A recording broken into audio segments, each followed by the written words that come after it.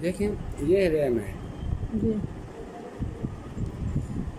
ये इसकी हालबेन है ये फ्लोपियन ट्यूब्स हैं जी ठीक है ये ओवरीज हैं ये दोनों साइडों पे बेसिकली ये टच होती हैं इससे इसके साथ लेकिन मैंने आपको समझाने के लिए उनको ओपन किया है। अब हर माह मेंसेस के बाद इनमें से पहले एक साइड फिर दूसरे माह दूसरी साइड एक ओवम का खराज होता है ये यहाँ तक पहुँचते हैं रैम तक। जब आदमी के स्पर्म रैम में पहुँचते तो उनकी तादाद लाख में होती है एक नहीं होता जबकि ये एक होता है। इनमें से जो सबसे ज़्यादा हेल्थी होते हैं और जो सबसे ज़्यादा एक्टिव होते हैं वो इस तक पहुँचते हैं।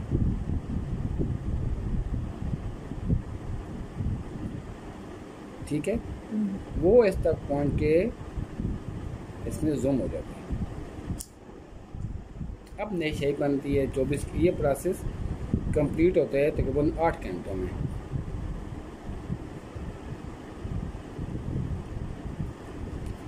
बाकी जितने ओवम होते हैं वो खारिज हो जाते हैं जो तो बात के जरिए और तो जिस्म से फीमेल के जिस्म से खारिज हो जाती है। ये अब यहाँ दोनों की शक्ल तब्दील हो जाती है जो नई चीज़ बनती है उसको कहते हैं ज़ाइगोट।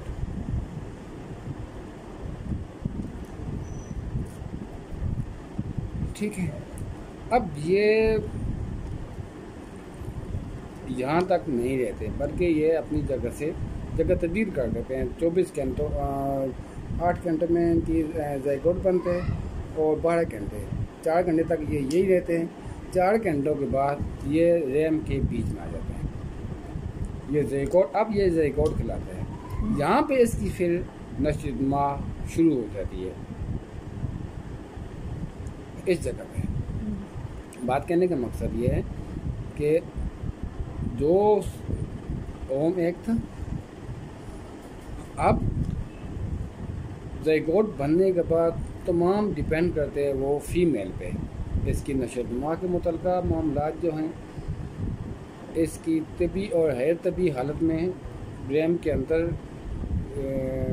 इसकी लोकेशन वो सब फीमेल पे डिपेंड करते हैं। उसमें अब ये उसकी सेहत पे है उसकी सेहत पे उसकी ताकत के साथ इसने आगे अब यहाँ से स्पर्म का काम ख़त्म हो चुका होता है। इससे आगे फीमेल से मुतल्लिक़ा काम शुरू होते हैं। यहाँ डाइटिंग चाहिए होती है फीमेल को ज़ाइगोट बनने के बाद अच्छी डाइट चाहिए होती है उसको हल्की फुल्की एक्सरसाइज वज़नी कामों से परहेज़ सीढ़ियाँ और अनबैलेंस जगह पे चलने मिलने से इसलिए रोक दी जाता है कि ये अभी इब्तदाई मरहल में होते हैं और यहाँ इसको मजबूत होने में टाइम लगता है।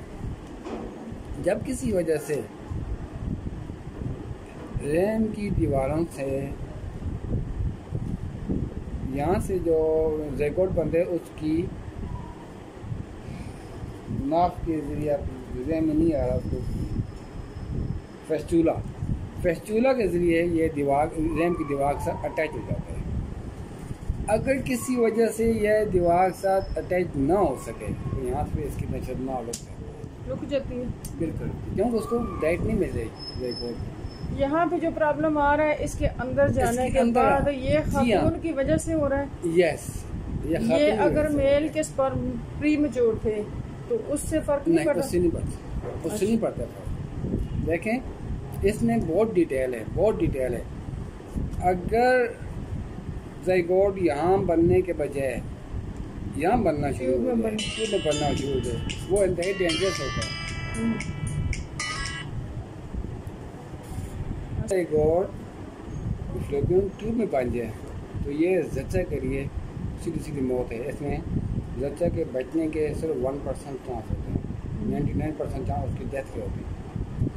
इस तरीके से जो एक से ज़्यादा बच्चे पैदा होते हैं उनमें भी यही प्रोसेस होते हैं 2 ओवम और 2 स्पर्म हो।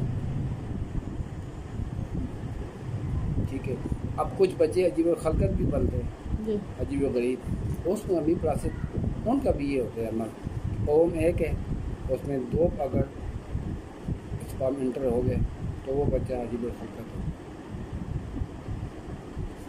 इसमें सिर्फ यहाँ तक अजीब खलकत बच्चे जो हैं उसमें स्पर्म का रोल है। बाकी इस किस्म के मामला अबॉर्शन हो जाना, वक्त पर डिलीवरी या बड़ी मेच्योर बच्चों का पैदा होना, इसमें स्पर्म का रोल नहीं। मतलब इसमें आप मेल को ब्लेम नहीं कर सकते हैं कि उसकी वीकनेस की वजह से या किसी वजह से जो है ना ये प्रॉब्लम आ रही है। अब बहुत सारी अमराज भी होती हैं, जैसे एक ख़वातीन में एक मर्द आम है जिसकी हिस्ट्री आपको किसी बुक में नहीं मिली कि एलोपैथिक में भी इसका ना ट्रीटमेंट तो खैर दूर की बात है, उसमें ये लोग तस्वर ही नहीं करते, मानते नहीं। जिसको हमने पढ़ा है जिसे बोला जाता है अथरा, और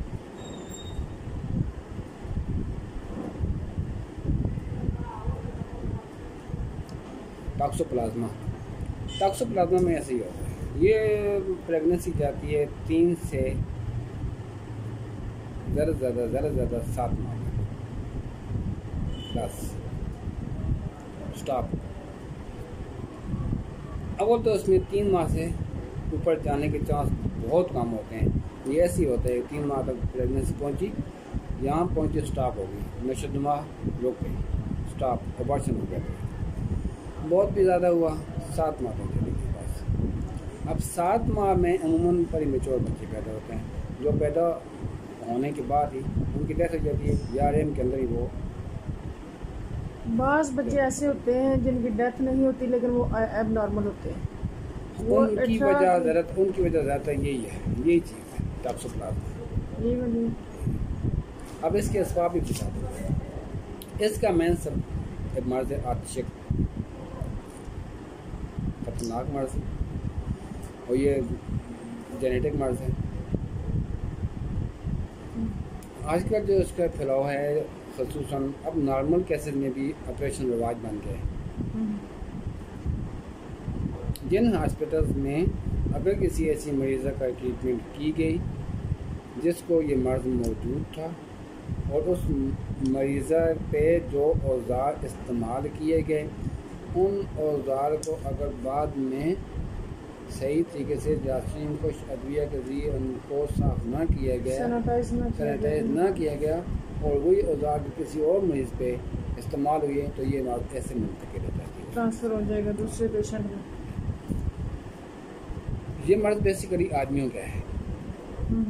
अच्छे हकीकी जो है ये मेल की वजह से होता है, ये मेल का है।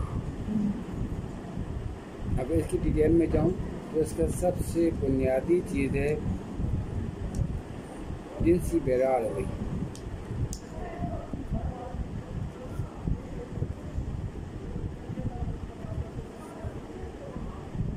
अगर किसी मेल को ये मर्ज है, ये क्या लफ्ज़ है?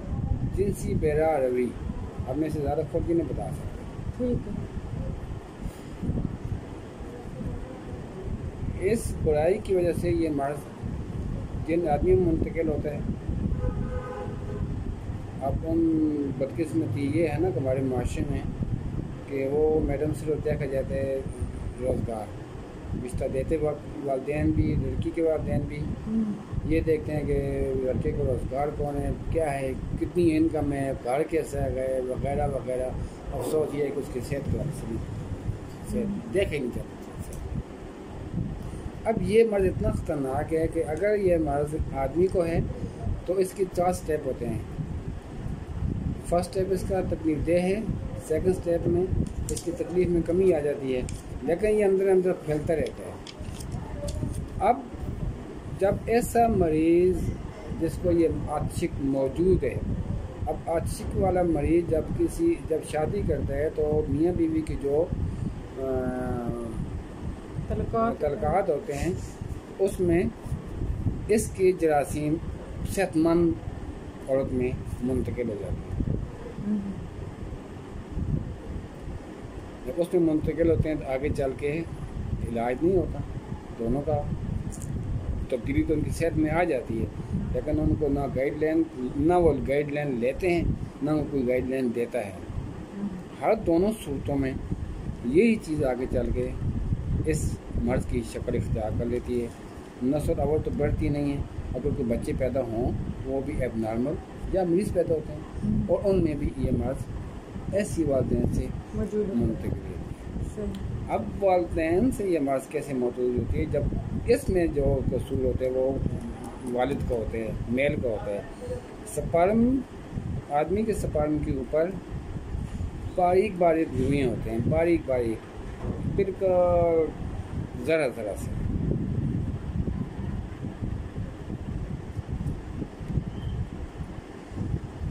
इन बारीक रुओं के ज़रिए आदमी की यानी वालिद की खसूसियात भी, खामियाँ भी, अमराज भी वो बच्चों में मुंतकिल होते हैं। इसमें मर्ज़ भी शामिल होते हैं, जेनेटिक अमराज भी शामिल होते हैं, इसमें आदात भी शामिल होते हैं। यहाँ पे जो मसला है ये एक मर्द की या एक मेल की गलतियों की वजह से ये प्रॉब्लम आई है या उसकी सेहत की वजह से आई है? जी बिल्कुल, उसको पता है, एक आदमी को अगर पता है कि मुझे ये मर्ज़ है जी, और अपनी मर्ज़ को छुपा रहा है, मैडम तो ये मैं याद करूँ ये अखलाकी बुराई की वजह से। मतलब आज के इस लेसन में सबसे जो पहली बात है वालिदैन को, खास वालिदैन को, बिल्कुल वालिदैन को चाहिए कि वो थोड़ा अपनी अक्ल का भी इस्तेमाल करें और पूछ लें कि आपके ख़ानदान के अमराज कौन कौन से हैं। जहाँ पे रोज़गार देखते हैं, लड़का खूबसूरत देखते हैं, फैमिली पढ़ी लिखी देखते हैं, वहाँ पे साथ ये ज़रूरी है कि उसके जो है ना कम से कम 1-2 रिपोर्ट्स लाजमी इसमें कोई बुरा मनाता बेशक मना है, क्योंकि इनकी बेटी का मत है, बेटियाँ बेचारियाँ वालिदैन का बोलती नहीं हैं, अभी है वो हमारे अंदर वो रवायात बाकी हैं, बच्चियाँ नहीं बोल सकती, आगे भी नहीं चल के बोल सकती। तो वालिदैन का काम होता है वो थोड़ा सा इसमें यहाँ भी थोड़ी सी समझदारी का सबूत दें, सिर्फ वो उसकी लड़की की नाराज़गी की खौफ से कि रिश्ते अच्छे हैं, हम ऐसा करेंगे तो वो लड़के वाले नाराज़ हो जाएंगे, फिर हमें इतना अच्छा रिश्ता मिलेगा नहीं वगैरह वगैरह। तो ये भी देख लें कि उसमें जो एजाब मिलती है जब ये जिस्म में टच हो जाता है तो ब्लड, अगर ब्लड में यानी खून में टॉक्सोप्लाज्मा बहुत जहरीले इसके जरासीम होते हैं, अगर ये शामिल हों तो जब ये खून के लिए जनीन तक पहुंचते हैं, इसको जनीन कहते हैं। अच्छा, जनीन तक पहुंचते तो ये इसकी नशोनुमा रुक जाती है, इसकी हार्ट बीट रुक जाती है। दिल की अगर पेशेंट में ये प्रॉब्लम हो तो अच्छा ये जिससे फिर की नशोनुमा मेन वजह इसकी बच्चों में नशोनुमा रुक जाने की एक मेन वजह ये मर्ज़।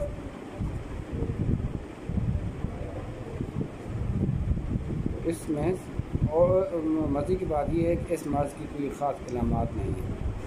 अच्छा, मास है लेबॉर्ट्री टेस्ट के अलावा वैसे नहीं पता चलेगा, वैसे नहीं पता चलता। जब ये बहुत हाई हो, बहुत ज़्यादा इसकी जरासीम जिस्म के अंदर मौजूद हों तो उसकी जो अलामात पाई जाती हैं वो हैं फ़ीमेल के पाँव के नाखून, ख़ुसूसन फ़ीमेल के।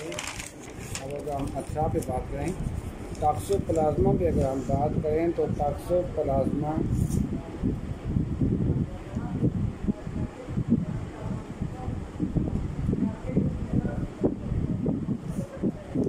लेबॉर्ट्री टेस्ट के अलावा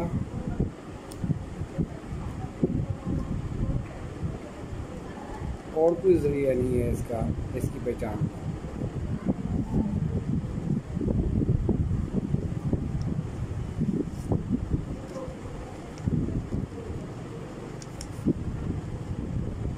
यानी इसकी तशख़ीस का और कोई ख़ास ज़रिया नहीं है।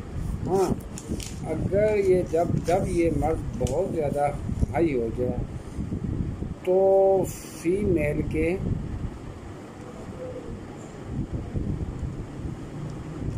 ख़ुसूसन पाँव के नाखून ब्लैक हो जाते हैं। ठीक है जी, ये किसी खास मौसम में ब्लैक होंगे या इसका मौसम के साथ कुछ अलग नहीं है। पाँव ब्लैक हो जाते हैं, सॉरी पाँव के नाखून ब्लैक हो जाते हैं। और दूसरे नंबर पे जिस्म पे ख़ारिश आती है, वालेकुम अस्सलाम, जिस्म पे ख़ारिश आती है।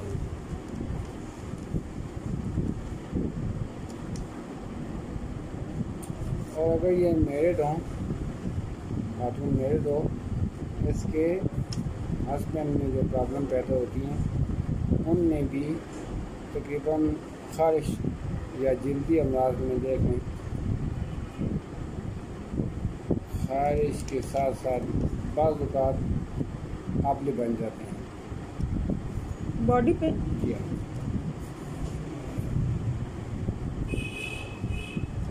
बाकी खारिश अमूमन होती है।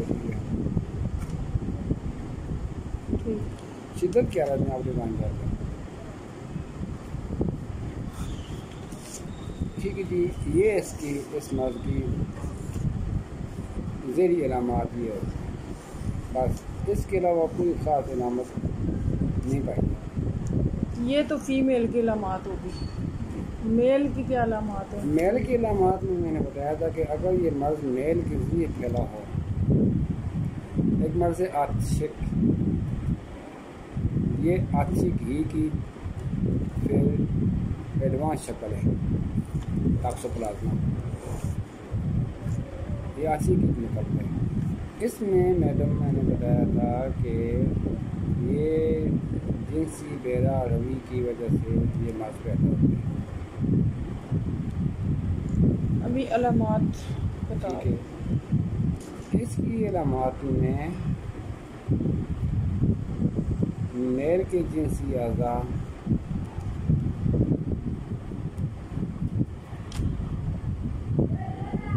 पे जलन वाले जलनदार आंवले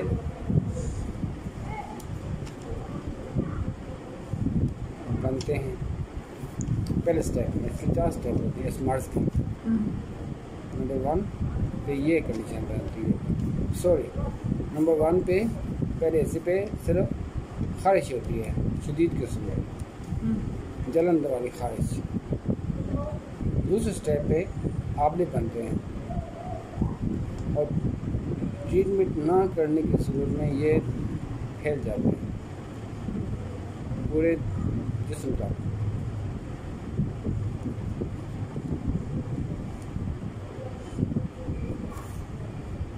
तीसरे स्टेप पे इनकी शिद्दत में कमी आ जाती है। अगर इलाज किया जाए या ना किया जाए, हर सूरत में, हर दोनों सूरतों में आंवले मुरझा के ख़त्म हो जाते हैं। तो क्या कोई दाग धब्बे निशान छोड़ते हैं? अब जो नई सूरत सामने आती है वो ये होती है कि चूँकि ये इब्तदाई 2 स्टेप में ये सिर्फ जिल्द तक महदूद होता है, लोकल। इब्तदाई 2 स्टेप में ये मर्ज़ लोकल होता है, यानी जिल्द तक होता है सिर्फ महदूद। तीसरे स्टेप में ये खून में शामिल हो जाते हैं। खून में इसके जरासीम शामिल हो जाते हैं। मर्ज़ की शिद्दत में कमी आ जाती है, लेकिन खारिश मुस्तकिल हो जाती है। अब इस स्टेप में इलाज की तरफ जो लोग तवज्जो देते हैं तो उनको कोई ख़ास खातिर खा पैदा नहीं होता। अगर होता भी है तो वो वक्ती तौर पे होता है, वो समझते कि हमारा मर्ज़ ख़त्म हो गया है। जबकि ये हर अगले 14 दिन, यानी इसमें भी 14 दिन है, ये आप ध्यान में रखना है। ये स्टेप भी, ये भी 14 दिन तक महदूद है, 14 दिन तक इसकी शिद्दत है। आंवले भी तकरीबन 14-15 दिन तक हैं।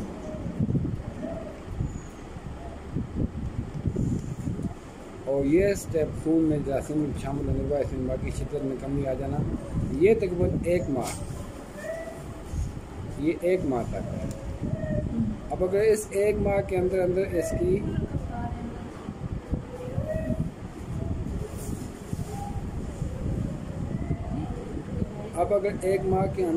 इसकी ट्रीटमेंट अच्छी तरीके से की गई तो ये मर्ज़ कवर हो जाएगा।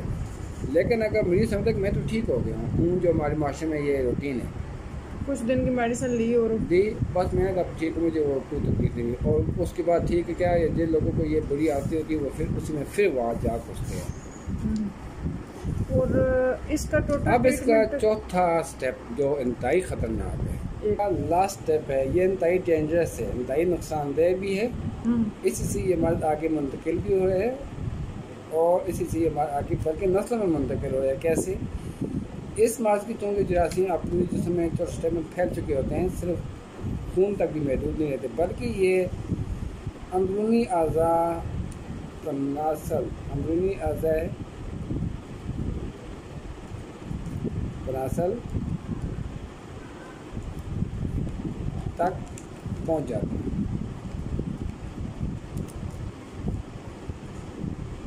और ये चीज़ है, जब ऐसा आदमी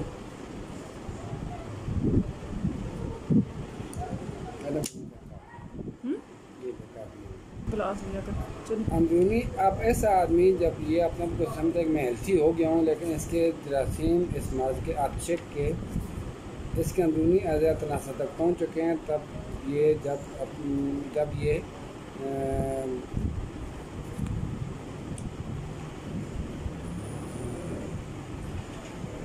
मैडम मैं आपको यहाँ कंफ्यूज हो रहा हूँ, आप तो मैं लिख के दे रहा हूँ।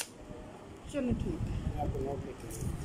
इससे आगे अल्फाज ऐसे हैं कि हम नॉर्मली ये इससे आगे अल्फाज इसमें हम खुद की बात नहीं कर सकते। मैं इसको तरतीब दे के ऐसे अल्फाज में बयान कर दूँगा कि ताकि अगर कोई माएँ बहनें बेटियाँ ताकि ये सुने भी तो वो उनको किसी किस्म की कोई शर्म ना आए या उनके लिए कोई टेंशन न थोड़ी थी ना कि ये नाफ के ज़रिए बच्चे को माँ के रहम से माँ के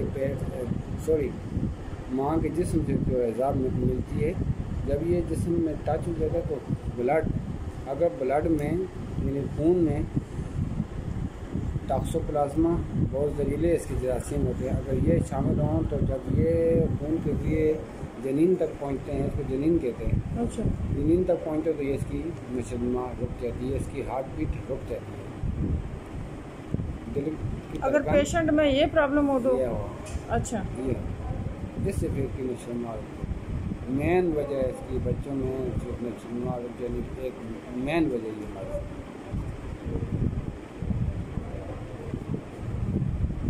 इसमें और मज़े की बात यह है कि इस मर्ज़ की कोई ख़ास इलामात नहीं है। अच्छा, मास है लेबॉर्ट्री टेस्ट के अलावा वैसे नहीं पता चलेगा, वैसे नहीं पता चलता।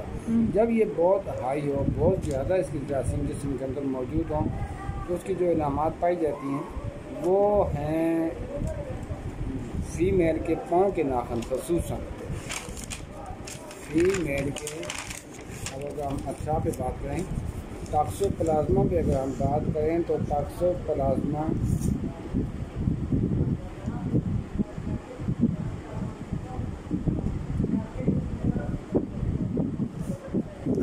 लेबॉर्ट्री टेस्ट के अलावा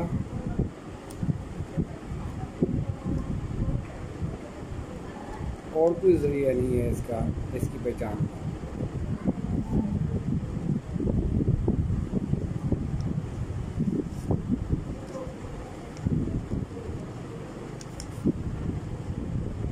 यानी इसकी तशख़ीस का और कोई ख़ास ज़रिया नहीं है।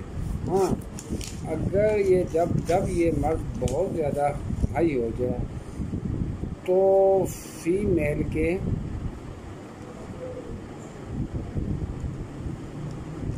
ख़ुसूसन पाँव के नाखून ब्लैक हो जाते हैं। ठीक है जी, ये किसी खास मौसम में ब्लैक होंगे या इसका मौसम के साथ कोई ताल्लुक नहीं है। पाँव ब्लैक हो जाते हैं, सॉरी पाँव के नाखून ब्लैक हो जाते हैं।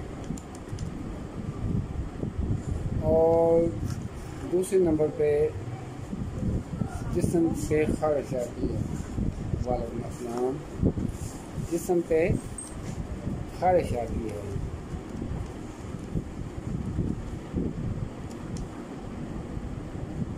और अगर ये मैरिड हों खातून मेरिड हो, इसके हस्बैंड में जो प्रॉब्लम पैदा होती हैं उनमें भी तकरीबन खारिश या जल्दी अमराज में देखें, खारिश के साथ साथ बाज़ औक़ात आंवले बन जाते हैं बॉडी पे। किया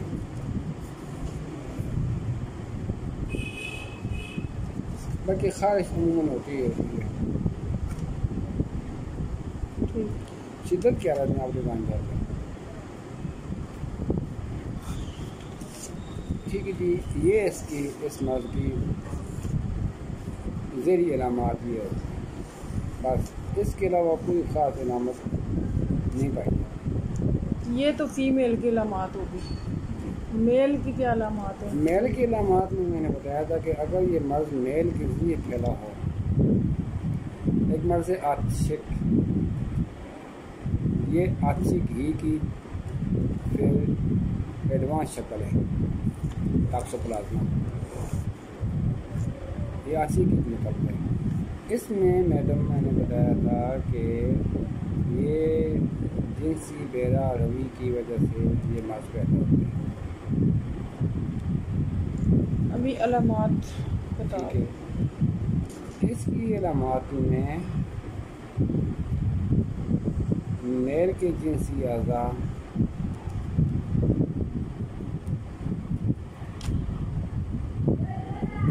पे जलन वाले जलनदार आंवले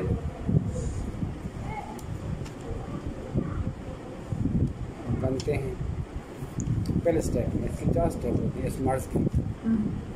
नंबर 1 पे ये कंडीशन रहती है, सॉरी नंबर 1 पे पहले इसी पे सिर्फ खारिश होती है, शदीद किस्म में जलन वाली खारिश।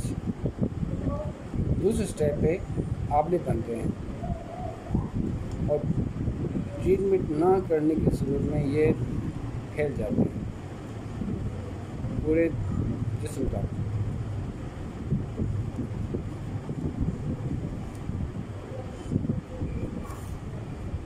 तीसरे स्टेप पे इनकी शिद्दत में कमी आ जाती है। अगर इलाज किया जाए या ना किया जाए, हर सूरत में, हर दोनों सूरतों में आंवले मुरझा के ख़त्म हो जाते हैं। तो क्या कोई दाग धब्बे निशान छोड़ते हैं? अब जो नई सूरत सामने आती है वो ये होती है कि चूँकि ये इब्तदाई 2 स्टेप में ये सिर्फ जिल्द तक महदूद होता है, लोकल। इब्तदाई 2 स्टेप में ये मर्ज़ लोकल होता है, यानी जिल्द तक होता है सिर्फ महदूद। तीसरे स्टेप में ये खून में शामिल हो जाते हैं, खून में इसके जरासीम शामिल हो जाते हैं। मर्ज़ की शिद्दत में कमी आ जाती है, लेकिन खारिश मुस्तकिल हो जाती है। अब इस स्टेप में इलाज की तरफ जो लोग तो देते हैं तो उनको कोई ख़ास खातिर खा पैदा नहीं होता। अगर होता भी है तो वो वक्ती तौर पे होता है, वो समझते कि हमारा मर्ज़ ख़त्म हो गया है। जबकि ये हर अगले 14 दिन, यानी इसमें भी 14 दिन ये आप ज़हन में रखना है, ये स्टेप भी ये भी 14 दिन तक महदूद है, 14 दिन तक इसकी शिद्दत है। आंवले भी तकरीबन 14-15 दिन तक हैं।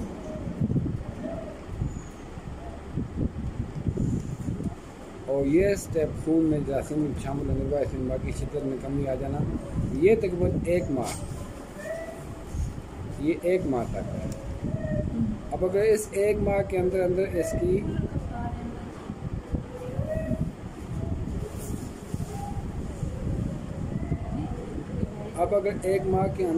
इसकी ट्रीटमेंट अच्छी तरीके से की गई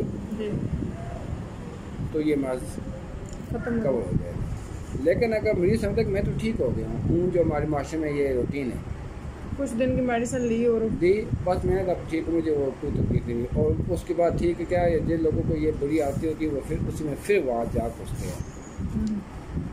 और इसका टोटल अब इसका चौथा स्टेप जो इंतहाई ख़तरनाक है, लास्ट स्टेप है, ये इंतहाई डेंजरस है, इंतहाई नुकसानदेह भी है। इसी से ये मर्द आगे मुंतकिल भी हो रहे हैं और इसी से ये मर्द आगे बल्कि नस्ल में मुंतकिल हो रहे हैं। कैसे? इस मर्ज की चूँकि जरासीम अपनी जिस्म में चौथे में फैल चुके होते हैं, सिर्फ खून तक भी महदूद नहीं रहते, बल्कि ये अंदरूनी अज़ा तनासल, अंदरूनी अज़ा तनासल तक पहुँच जाते हैं।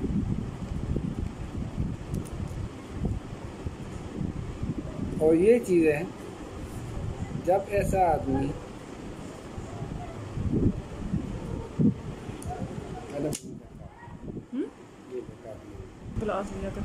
अंदरूनी, अब ऐसा आदमी जब ये अपने को समझे कि मैं हेल्थी हो गया हूँ, लेकिन इसके जरासीम इस मर्ज के आतशिक के इसके अंदरूनी अज़ा तनासर तक पहुँच चुके हैं, तब ये जब ये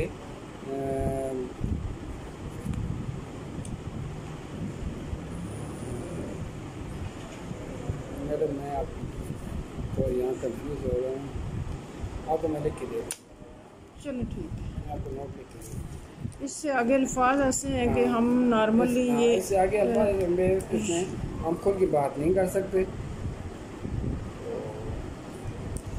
मैं इसको तरतीब दे के ऐसे अल्फाज में बयान कर दूँगा ताकि अगर कोई माएँ बहनें बेटियाँ ताकि ये सुने भी तो वो उनको किसी किस्म की कोई शर्म ना आए या उनके लिए कोई टेंशन ना हो।